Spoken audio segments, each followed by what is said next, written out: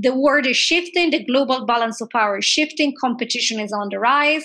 The issue of how do we defend our people, but also our values, our way of lives, and our democracy, I think is more relevant than ever.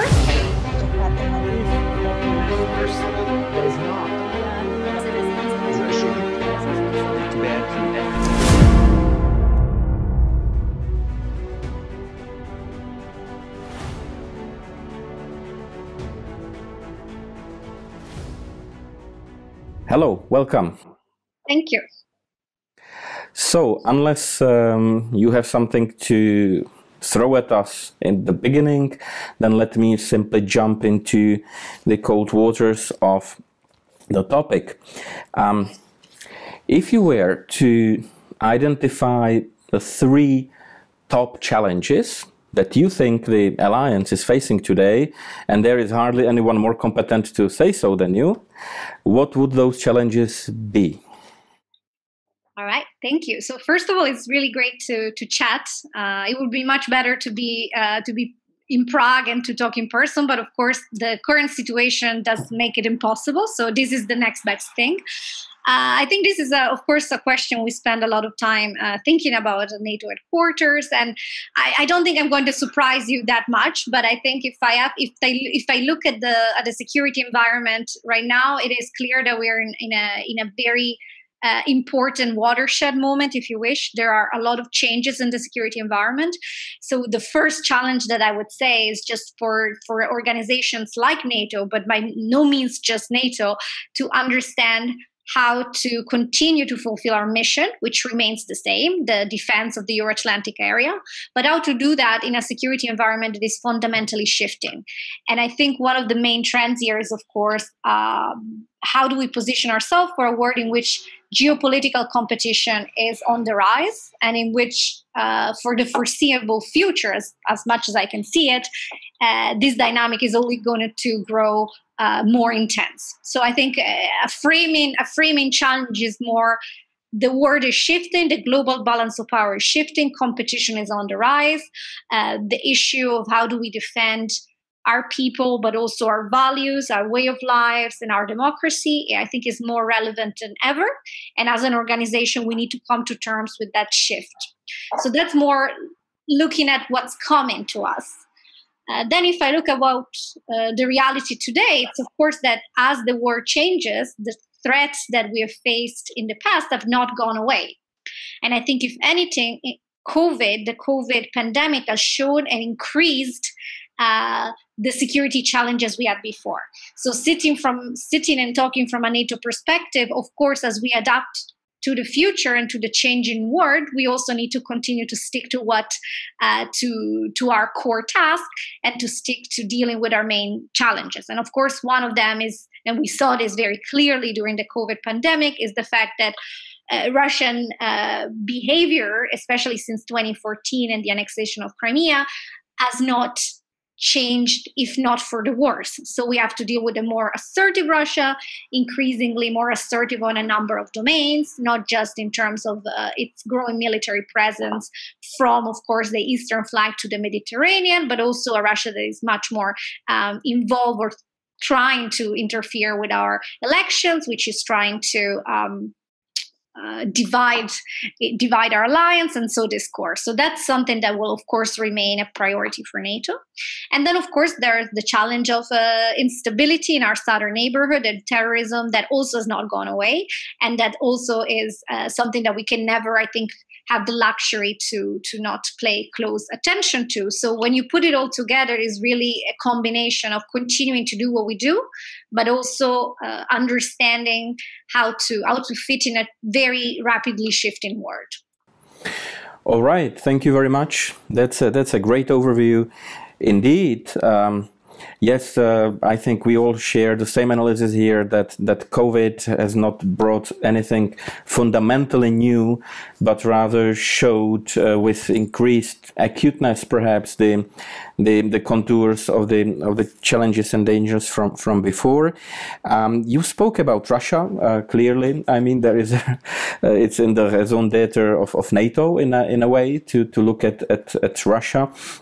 Um, Let me put it this way. While I spoke about some new elements in the Russian behavior, be it the focus on the election meddling and so on, all in all, Russia seems to be a traditional challenge, one that has sort of with maybe some breaks, but still being based on the same core strategic interest and intentions and so on. I might be wrong, but I would think that there is nothing fundamentally new about Russia anyway.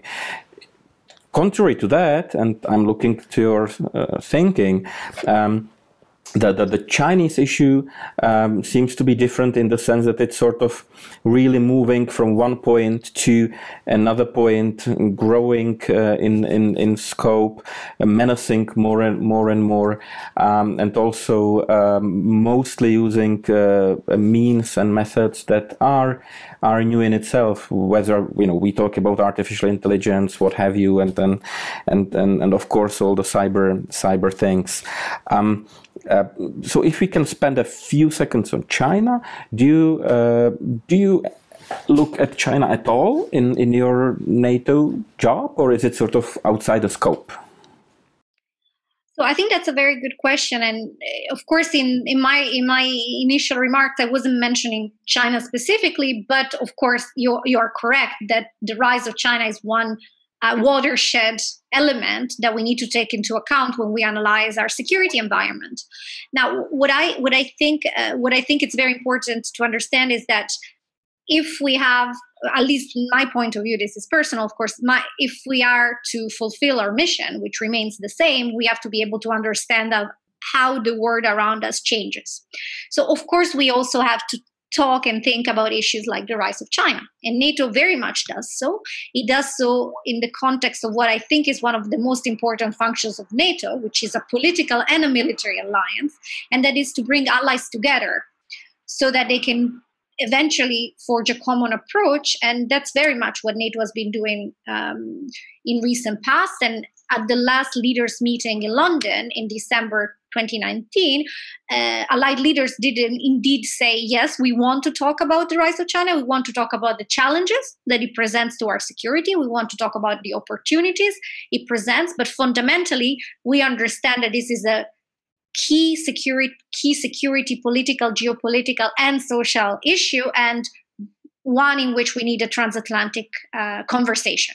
So that's very much happening through NATO. Of course, we're looking at the security implications because that's our job, but it's part, of course, of a larger thinking about the importance of the transatlantic community coming together when it comes to dealing with the systemic changes. So in that sense, yes, absolutely. We are having that conversation on the rise of China. Also, to follow up on something else you mentioned, we are also having that conversation when it comes to how do we deal with future trends. And one of them is how do we approach emerging and disruptive technologies as an alliance? How do we understand the implication on our security, on our defense systems, on our forces, on our ability to operate together?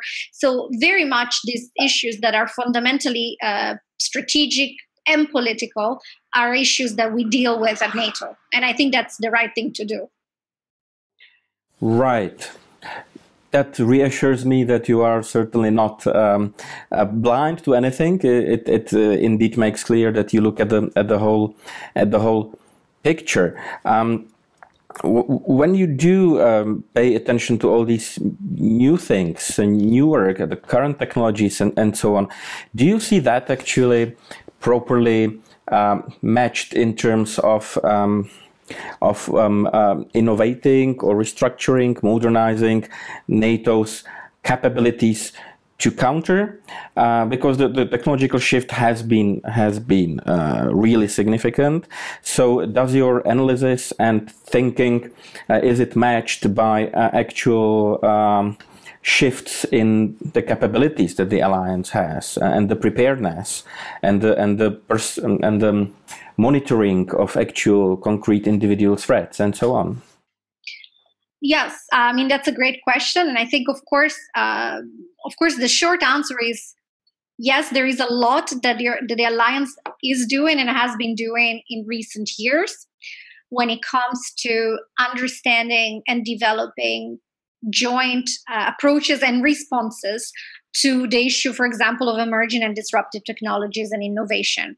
And I think you're really completely correct in saying this is a very, very important issue for an alliance like NATO to deal with, because, simply put, if you look at NATO's performance throughout the decades, we've always had, as an alliance, and we still have, a technological edge when it comes to our defense and our security. And that has always been very important. It has been important for our deterrence, for our defense. It has really been driving, in a way, some of our ability to deal with our challenges. And that was certainly true during the Cold War.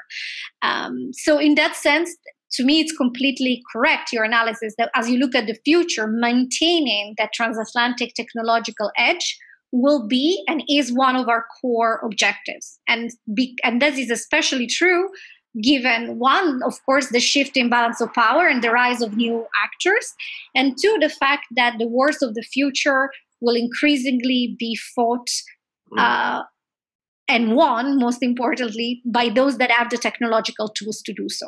So it is very much on top of our agenda, and there's quite a bit of work. I will not go into the old technical conversations, but I will stay at the political level and say I think allies are very clear that this is one of the areas where we really need to keep the foot on the gas. Thank you very much for this. These are great answers, and I think I would fully agree. It's the defining moment to what extent we will be able to maintain that technological edge.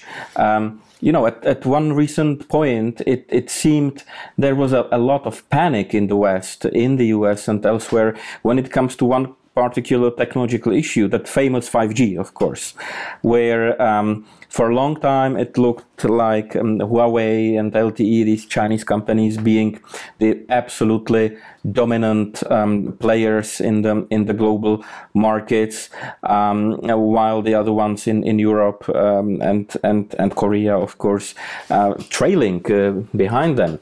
So in fact, a situation where you might say the edge for a moment seems to be on the other side. Yeah. And now my question, which I consider a crucial one, is how to go. I mean, many things have happened with Huawei and the regulations and so on, but how to go about this type of things? I believe there are kind of two approaches. The one perhaps is something that some people started calling technological decoupling, in terms of separating us from the adversary, from China, having everything for ourselves, all the technologies and all the devices, which I can see the logic of it, but where it leads to is, of course, deep separation, deep division. And it's been already a year, I think, since you have this new term circulating in media and journals and so on, technological Cold War. Yeah, so that I would see as one possible path where we might be headed. But there might be another path if one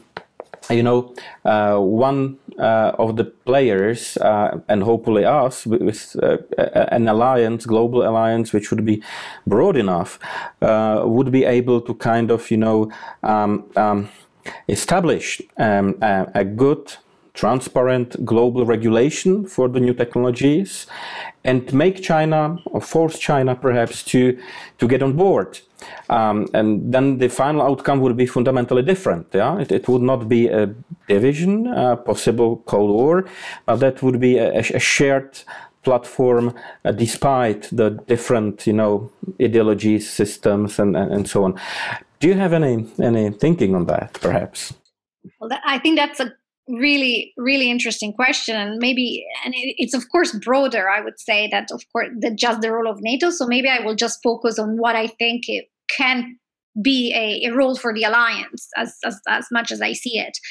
And I think there's an important balance to be made, of course, because a lot of decisions when it comes to what platforms to adopt in terms of digital infrastructure have to do with interests that are, of course, based on sovereign interests. They're based on commercial interests, and they are therefore normally seen as outside the realm of what NATO does. But there is, I think, a very important caveat here, and that is, if we agree that our security is interrelated and it is we all depend on each other, we are secure as each other, then there is a NATO angle. There is an angle when it comes to the security of our digital and physical infrastructure. And that's indeed the role NATO has played. And you will have seen that NATO has increased since 2016 the work we do on resilience. And resilience is incredibly important, but is also in our day and age a concept that is quite broad. So when we talk about resilience, we talk about, of course, our physical infrastructure. We talk about, the bridges really to be strong enough to make sure they would hold our tanks. And all of that is more traditional resilience, and we do very well. On top of this, we also talk about the needed baseline requirements for digital infrastructure. So actually, allies through NATO have agreed a series of baseline requirements on a number of different issues, from continuity of government to our physical infrastructure to our digital communication. So indeed, we do have something to say on issues like 5G. And what we do say is that we need to make sure that our digital infrastructure and our civilian telecommunications are safe and they are secure. So that is very important, and I think it can help shape the debate on 5G quite significantly, because it's telling us you need to balance the national security and the collective security and the commercial interests. Wonderful. So once again, good to see the NATO has found its angle here, because these issues are severe, are threatening enough, so that we need to employ all capacities we have. And you are wise enough not to go for big, speculations and global visions, but really focus on your work at NATO. I appreciate that, because that's our topic. I wonder how much time we still have. Okay, some two or three minutes. So let's shift perhaps the discussion to the member states issue in NATO. And we have recently here in Czechia had a new round of the debate on the 2% GDP commitment for defense and security. It's been maintained after a little bit of here and there, so it's still there. I know others are keeping their commitment for the future as well. Does this debate in Brussels, in the headquarters, still resonate a lot in terms of the exact percentage or has it been overshadowed by other troubles with member states? And I'm not naming any. You might pick one if you'd like. No, but that's another really important question. I think that there is of course a broad debate about defense spending, and that is normal, because of course we are in a extraordinary time because of the COVID pandemic. And I think it's it's well known that the financial impact of the crisis will make it harder to deliver on some of the commitments. At the same time, I think there is not much debate in Brussels, because we are all convinced that the reason why we increased our defense spending, the reason why allies decided to commit to increase their defense spending, that's very important, it's an allied commitment after 2014, is because they realized that their security environment simply demanded them to do so. And unfortunately, our security environment hasn't changed. If anything, it's gotten more complicated. So the reasons to spend more in defense have not gone away. So because of that, there is, in my mind, no question that that commitment is very much valid, and that it's important to uphold it, despite the fact that it's understandable, it's harder. But at the same time, the challenges have not gone away. If anything, COVID has made them even more complex. And of course, another argument that I think it's important to keep in mind is that this crisis has really showed us the importance and the value of armed forces if we had forgotten it. And it's been remarkable, I see, to see allied armed forces throughout our alliance really stepping in to support civilian efforts, being on the front line of the crisis and really helping, again, showcasing that defense spending is a good investment, not just for our collective security, but also for our domestic one. So I think yes, it's harder, do so, but it's ever more important that we stick to our commitments. Thank you. I think we are nearly at the end, but I can't help but asking one follow-up sub-question, a very, very short one. I think we all agree we must spend enough on security and defense. Some people, some political actors have suggested that the definition of these defense and security spendings might be changing, or it might be wise to change it. You know, we have heard voices saying, if we invest in African prosperity through development cooperation, for example, and if we do it wisely, we will see very direct security improvements on our southern border, because there will be much less of an incentive for those people to leave and, you know, bring challenges with them.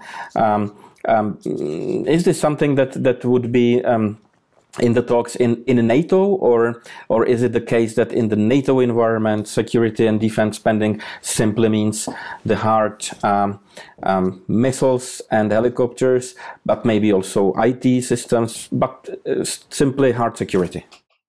No, it's a very good question. It's quite almost philosophical, and I think I think there's two different elements that are both, in my opinion, important. One is that I think the defense pledge that we're talking about focuses on allowing us to increase our ability to do collective defense as the world changed. And that is very important. And I think we should continue on that track. And as you rightly pointed out, this is not just about missiles and tanks. It's about infrastructure, cybersecurity. There is a lot that goes into that 2%. A lot of it is counted. So in that sense, I feel that the current parameters are actually wide enough to capture a lot of the broad security and defense-related spending. At the same time, so disconnected for me from the 2% discussion, there is the awareness that I think it's really important to have as an alliance, that what we do to provide security, it's only one piece of the puzzle. And this is something you can find the Secretary General has been explaining this much better than me on numerous occasions, and talking about the way we support allies. For example, we support our partners in fighting terrorism. And that's very, very important. And we say this is where really we can add our value. But at the same time, it's absolutely clear that if we want to have long-term sustainable stability in our southern neighborhood, the rest of the international community needs also to step in. There's also need to development assistance, as you mentioned, for recovery, for political reforms, and all of those also contribute to security. So all of these are contributors to security, but it doesn't mean that NATO has to do all of them, because that we're not the best suited tool, for example, to do development assistance. But yes, you have the European Union, for example, which is a very strong partner, and we should work more together so that we together can bring stability. So I think in a way it's you are right, but just because security means all of these things, it doesn't necessarily mean we all have to do everything, because otherwise we are not necessarily able to give our added value. Thank you very, very much. Brilliant insights, as always, as we could expect from you. And we are really happy to have had you for this interview. So thank you once again, and enjoy the rest of the day. Thank you very much. Bye-bye.